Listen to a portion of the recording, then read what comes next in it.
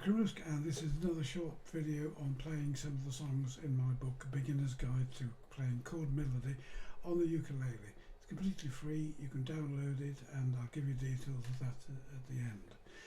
Chord melody is where instead of singing the songs and strumming some chords, you play the melody and you play the chords at the same time. Sounds horrifically difficult, I know, but it's not nearly as difficult as you think to get started, and this book takes you right from the very beginning, doesn't assume anything, and takes you right from the beginning to getting increasingly complex as you go on. We're going to look today at page 19, which is a song called Oh Susanna. It's by Stephen Foster, who wrote over 200 songs and was regarded as the father of American songwriting. So let's have a look at it. Right, this is a fun piece to play, not least because it goes into the high positions on the fingerboard of the ukulele. But I'll come to that later on. Starts off on fret 1 on string 2 and the 3rd fret. Then we're going to move up to a full F chord, 3rd fret in the melody. Now slide up to the 5th fret to get that tune there. Back to an F chord.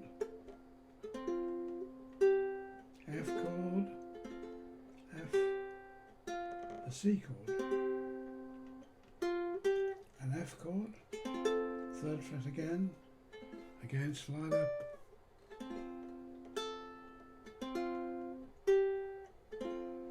now a C chord, an F chord. Now comes the fun part. A B flat chord, which is an A shape, that's an A chord, 1 fret high with the bar, gives you a B flat chord, and then you want the same chord but the tune goes up to the 5th fret, so we go up here to an F shape, which is the F shape with a bar at fret 5. There's the F chord. F sharp gives you that would give it F sharp on the 1st fret, F sharp, G, G sharp or A flat, A, and that's B flat. So you move from here from an A shape. That's perhaps something to practice on its own. And if you haven't already, have a look at my video, and there's a handout on movable chords. So the handout's called Play Any Chord. I'll give you details again at the end. So that's the bit there to practice. Then we go back to an F chord. C, an F chord, just at the beginning, F chord, C chord, and an F chord. At the 5th fret, if you want to finish it like this, you don't have to, but if you want to, you can get an F chord with a C shape.